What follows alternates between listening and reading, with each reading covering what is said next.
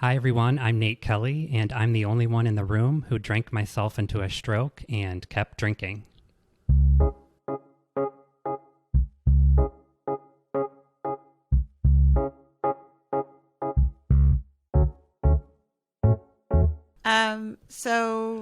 Hi, Nate Kelly. How Hi. are you? I'm doing great. How are you? Really good. Great to see you. Thank you for, sending us the note that you sent us and letting us know about your podcast, which I've checked out now and love. And I'm so excited to have you on the show as our guest. And, I always start with an icebreaker, which you probably know since you've listened to the show. So my icebreaker for you is I asked you if you had two truths and a lie, and I clapped when I saw that you did or when I heard that you did. So I'm ready for them. Give us your two truths and a I lie. do. Okay. I came out to my dad at age 37. I have an identical twin sister. And my best friend is a Chihuahua named Dash. Oh, those are tough. Can I guess? I always guess wrong. So I'll just guess. I'll go first and guess wrong. I'm going to guess that you came out to your dad at age 37 is wrong. The lie. It's a lie. What do you say, hun? I'm going to join Laura on that one. I don't know why. I just feel like, that you have a Chihuahua that's your best friend. I do feel like that's true. Listen, I know it may be a shocker to you that I had to come out to anyone, but that is true. What? Uh-oh. We got it wrong. 2 years ago. We got it wrong. 2 years ago. Wow. Yeah. Well, congratulations. Now, with that being said, I think it was understood in my family. However, the conversation was had 2 years ago. I do not have an identical twin sister. Oh, see? Hun, That we one's so totally far. missed that one. It's your fault. It's my fault. Of course. No, I was thinking, Nate, that you were probably 37 now because I was trying to do the math in my head. So that's why, and I was thinking he would have said this year. So anyway, it Yeah, doesn't matter. yeah. I got it wrong. You got us. Very good. I kept your streak alive. You did. You kept my wrong streak alive. Thank you for that. I am Laura Cathcart Robbins, and this is the only one in the room.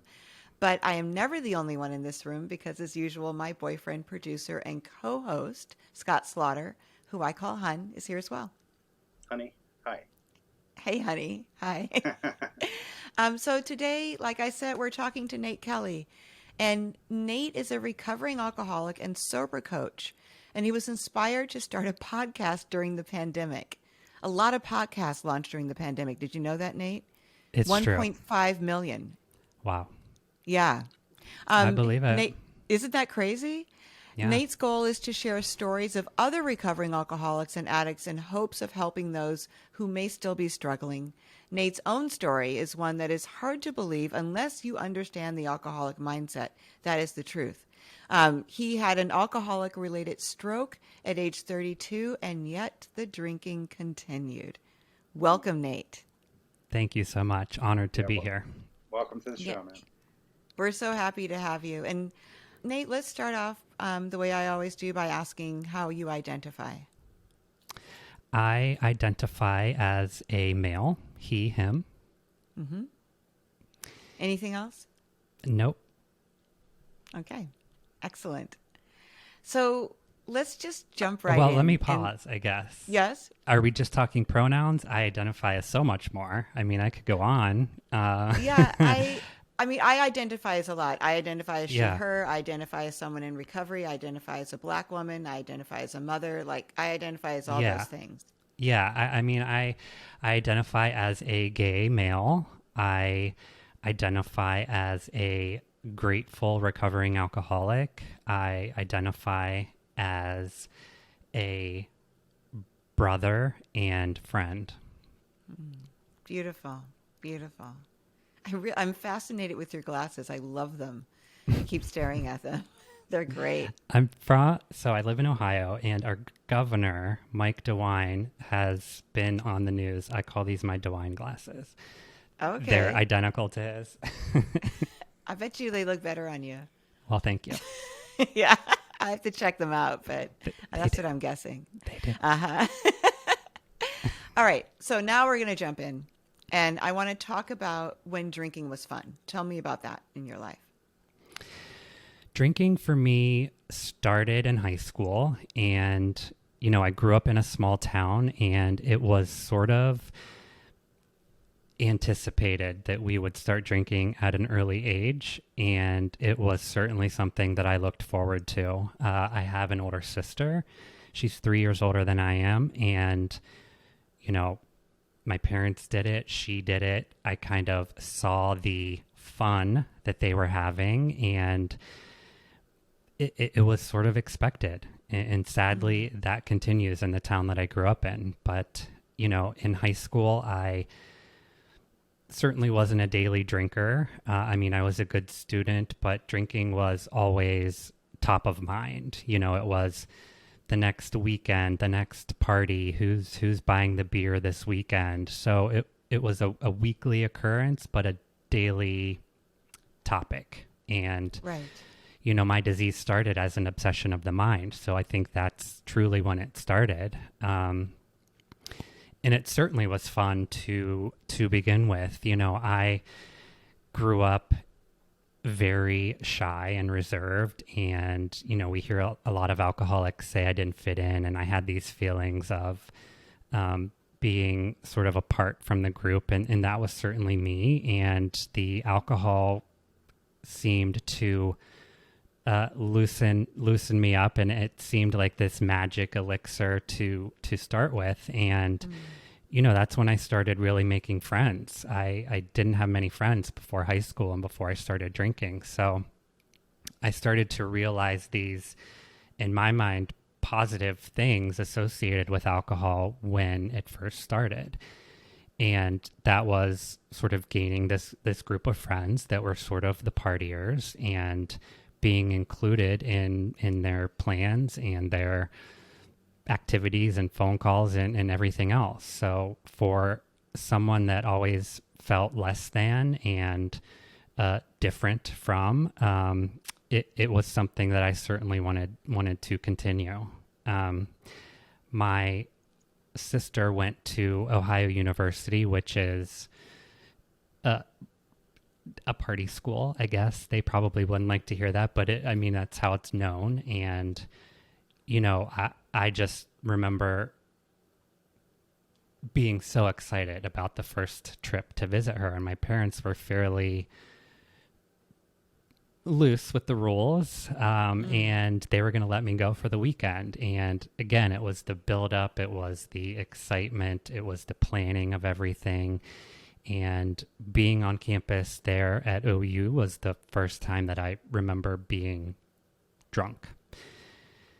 And, I woke up with a hangover probably no 16-year-old or 17-year-old could handle. And I just remember I couldn't wait to do it again. And, that is the start of an alcoholic life. But it did remain fun for probably 10 years. My drinking remained daily yet social. So, it was always surrounded by other people and events and, a social aspect of it, at least in my mind. I looking back, know that it was leading to a much darker place, and internally I was masking feelings and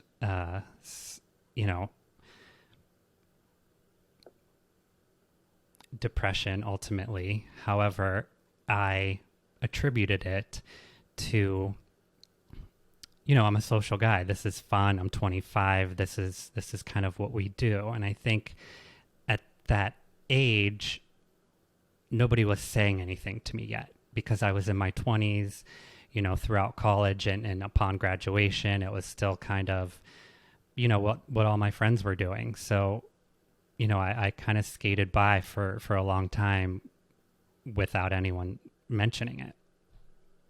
I think what you're describing is really average for most teenagers, especially ones that might be more introverted, Yes. to find that alcohol is the key to a social life and to look forward to that time where you can be a part of, right? In a way that maybe you're not during a regular school day, maybe not at home, but on those weekend outings, those social.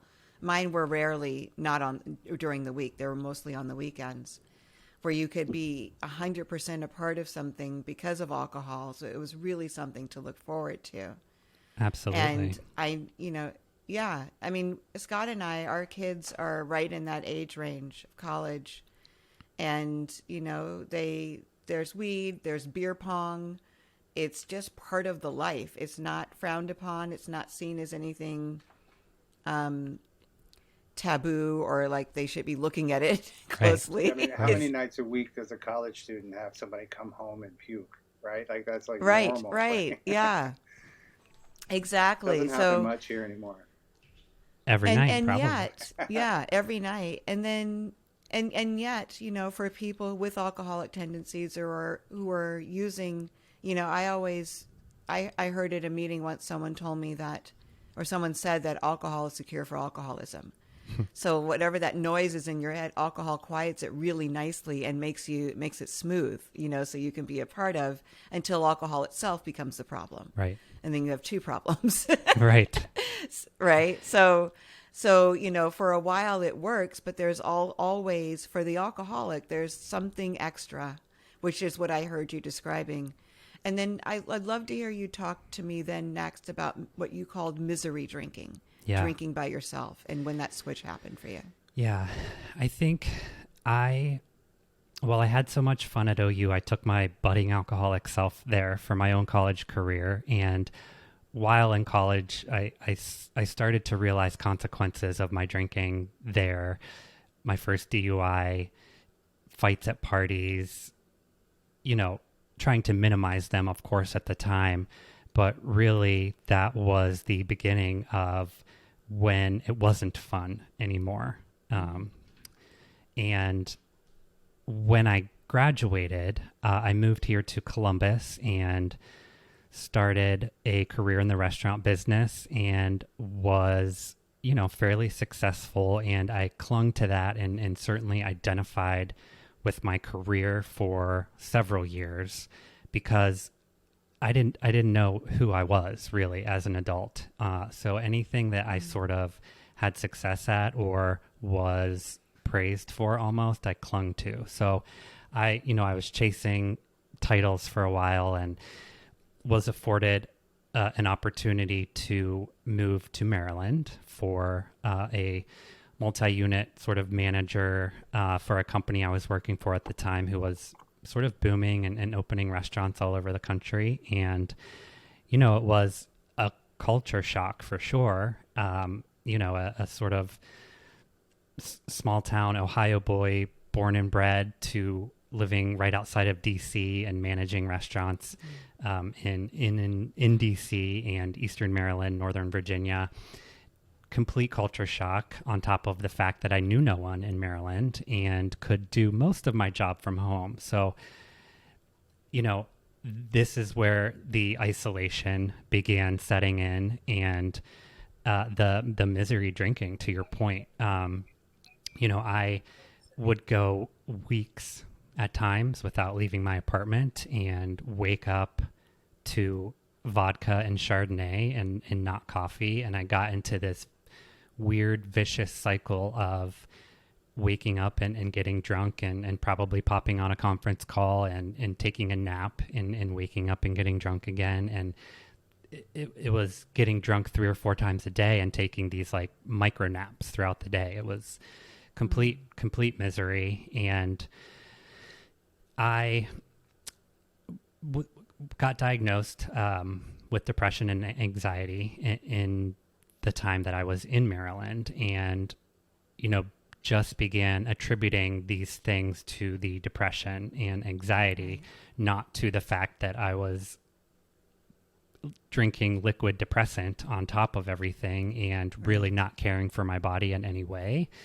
But I think it was just an easy out for anyone that expressed concern. But deep down, I started at this point to recognize the fact that alcohol was a problem in my life and that it had progressed to the next level for sure. Right, right. So I think that's all really interesting. And again, super common, I think, for people with alcohol use disorder or alcoholism to be misdiagnosed with depression, or not just misdiagnosed, but like that can be part of it, but to not attribute it to the alcohol itself. Right. To think, oh, this is what's been going on. Right. You know, I'm just depressed. So, you know, I don't have to give this up. You know, this isn't the problem. Oh, I tried to protect my drinking at all costs. All costs. Yes, yes, yes. Scott always says that he fought to protect his right to drink. Yeah. So then tell me, let's go to age 32. And can you tell me what preceded your stroke, and like, were there warning signs? Yes. I know that you talked about like a dull headache for a while. Yeah. So in the same sort of time that I was going to the doctor and diagnosed with depression and anxiety, I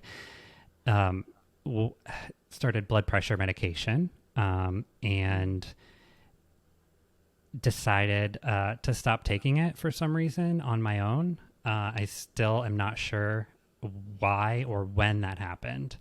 But I will say I was planning on coming home for the holidays. It was a 2-week period, I think, right before Christmas through the New Year. And I had woke up one morning with like a stiff neck and like a dull headache. And it was, you know, like we've all done it 100 times. You sleep wrong and you've got a little stiffness for a day or two.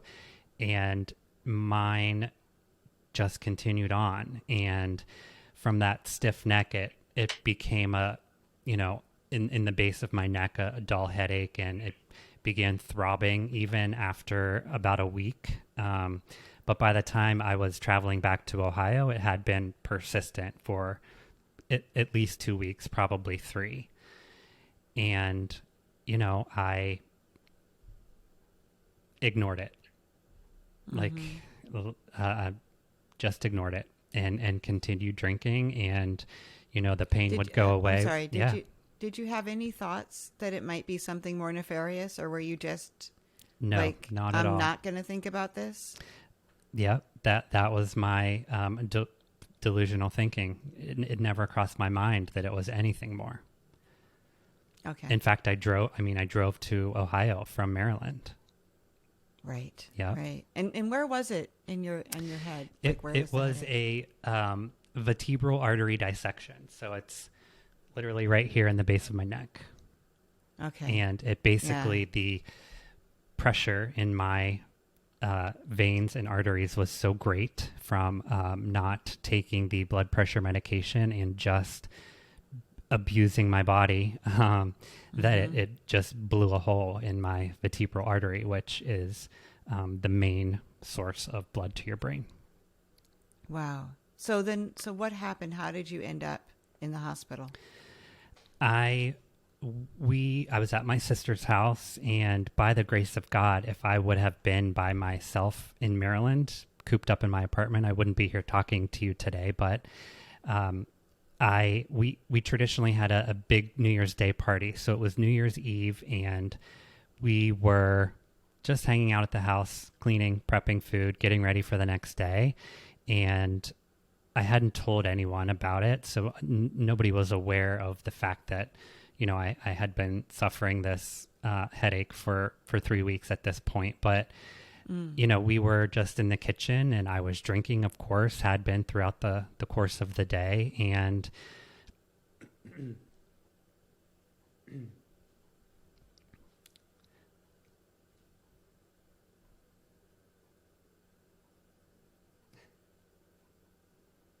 sorry. It's okay.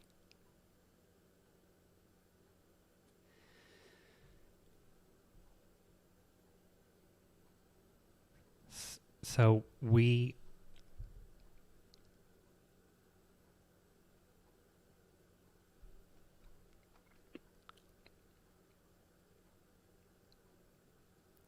My my sister has saved my life several times, and I get emotional. No, take your time.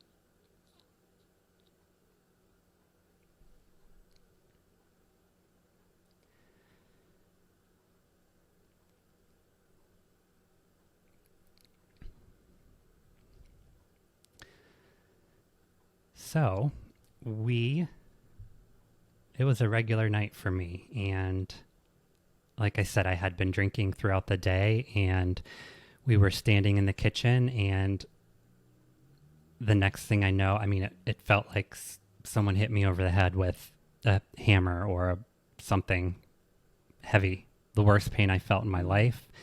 And I fell to the floor. My body slumped. I immediately had blurry vision.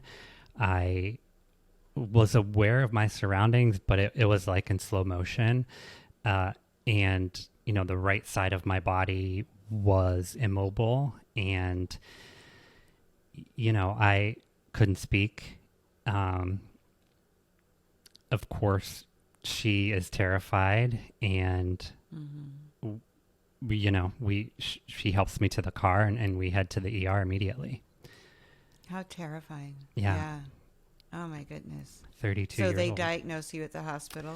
Yeah. As having a stroke? Mm-hmm. So, there's this excitement of the nursing staff and the doctors, and certainly a sense of urgency. And I don't even think I understood the severity of it at the time. And they started using the word stroke, and I'm looking at my sister like, am I hearing them correctly? And, they were not messing around, and it was scary. And, there are certain things that you have to do for a stroke, as far as, ensuring that there aren't any clots or other things that are running through your veins at the time. I think they call it like a clot buster or something, that you only have about an hour or 90 minutes to administer these medications. So we were having to make these like life or death decisions, the two of us, who were under the influence and not really understanding what was happening.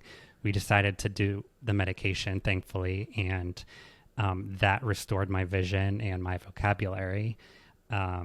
And thankfully, there were no deficits that remained as far as memory, vocabulary, vision, just some really minor physical things to this day. But That's amazing. That's amazing. And I know that sense of urgency with the stroke, because the clock is ticking from before you come in with those symptoms. Right. And the faster they intervene, the less impactful the stroke will be on you.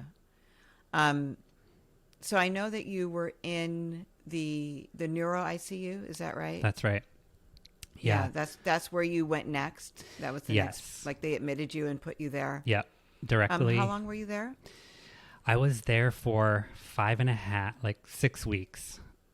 5 weeks and 6 days. Yeah. So I, in the fourth week, learned to walk again at age 32, and use my right arm and right shoulder and sort of physically rehabilitate the right side of my body again.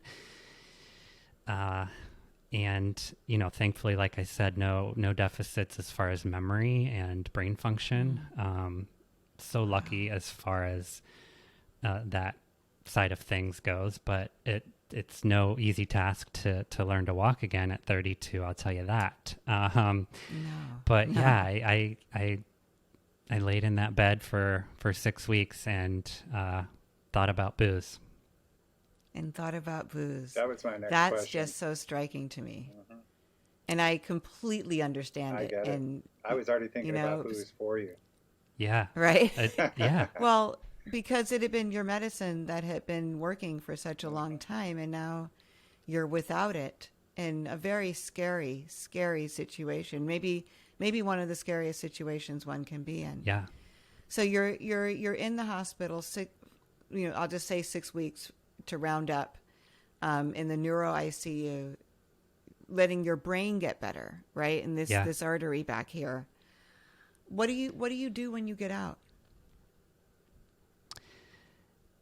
Stopped at the liquor store, literally on the way home. When I say I laid in that bed and thought about alcohol every day and what my first drink would be, I mean it. And I wasn't ready. I had a couple months still left in me, as sick as that sounds. And I think that, a non-addict or alcoholic perhaps wouldn't understand that. But I think especially after such a traumatic experience and it being my medicine, to your point, and my friend, and the only thing that I knew how to, or the only thing that, I could turn to or sort of made things better, I certainly was going to drink again. And since I missed New Year's Day, it was going to be champagne. So we stopped at the liquor store and got champagne.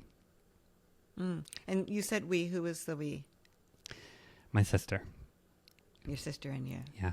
So she's your ride or die, man. She really is. She got you there, and she took you out. So how long? You said a couple months. Was it like 6-8 weeks of drinking after that? It was. Let's see. That happened it was 8 months. Oh, 8 months. Yeah. Okay. Now that I think about it. 8 months of drinking. 8 months of drinking post-stroke. Yeah. But now the people who love you know that you've had this alcohol-related stroke. So how do you drink in front of them? Very limited. There was a lot of drinking prior to any interaction that I had with folks who were concerned. Pre-gaming, if you will, and post-gaming. Yes. And, excusing myself early and just sinking back into myself a little bit more. And that isolation from Maryland definitely came out. But this was the stretch of time that certainly people began voicing their concerns and began to intervene in my drinking. Yeah. So what was it? What happened 8 months later that allowed you to decide to get sober? Right after my stroke, my best friend and other ride or die, we were drinking buddies, but so much more, best friends. We are now in recovery together, but she had started her own path to recovery and began attending 12-step meetings, and she just did what they teach us, and it was attraction rather than promotion, and she would just highlight her own aspects of her life that had gotten better since she stopped drinking, and not judge me for continuing to drink after such a traumatic event, and was still there for me, and would just drop hints like, if I want to go to a meeting, I'm there whenever you're ready, just in the most perfect way. And there was just a day that my sister had come over to check on me because, she hadn't heard from me in a couple days. And again, it was just a regular day. And I went into the bathroom to brush my teeth, and I was gagging, of course, because toward the end of my run there, I could barely brush my teeth, just the motion. Yeah. I would gag, and, I was into the sink, and I remember just looking up into the mirror, and I had this moment of clarity, and, I was intoxicated, and I hadn't been in my really right mind since the stroke, and continuing to drink. But I had this crisp moment of clarity where I looked at myself in the mirror, and I saw myself. It wasn't just in passing. And I said out loud, how did we get here? Like, what are you doing with your life? And, you know, I don't know why it was that day. I don't know what it was or what happened, but I mean, I do know what happened. It's a power much greater than myself, because left to my own decision making, I would have continued on that sick path, but I walked out of the bathroom and said to my sister, let's do it. And we were in the car 30 minutes later on the way to a treatment center. She had been doing her research. She had been, she had contacts and was ready to pounce when I said that I was ready. And I said those two words, and we were off to rehab. That is incredible. Blessings to her, right? Many blessings. Yeah, many blessings. What a story, Nate. And you're here how many years later telling it? It'll be 6 in October. 6 in October. I left treatment 2 days before Thanksgiving. I went home and showered and went directly to a 12-step meeting, and haven't looked back since. That's the way to do it. Yes. That's the way to do it. Yeah. And not everybody can, Right. but your journey to get there is phenomenal. And I'm afraid we're out of time, but I just wanted to make sure that I tell people to please check out the Sobriety Diaries, which is your incredible podcast. You can hear Nate's story and other stories like this.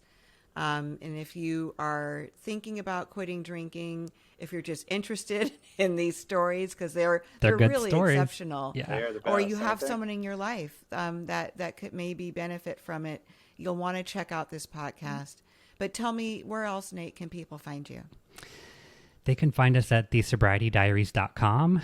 All of our links to social media. We have an insiders list for exclusive content and some fun giveaways and things. And on Instagram, of course, at the Sobriety Diaries Pod. Wonderful. Wonderful. Well, I can tell that Scott must have muzzled himself because I know that there were so many places he wanted to jump in during our interview. And, maybe we'll have to have you back so we can talk more about this, because there's so many different aspects and facets to your story that both of us have in our own stories, which is another reason why I'm sure you reached out, because you recognize fellow travelers. Absolutely. On this road with you. Thank you, Nate. Thank you for being our guest today. Thank you both so much. Yeah. Thank you, Nate. Great. Thank you. For sharing your story with us.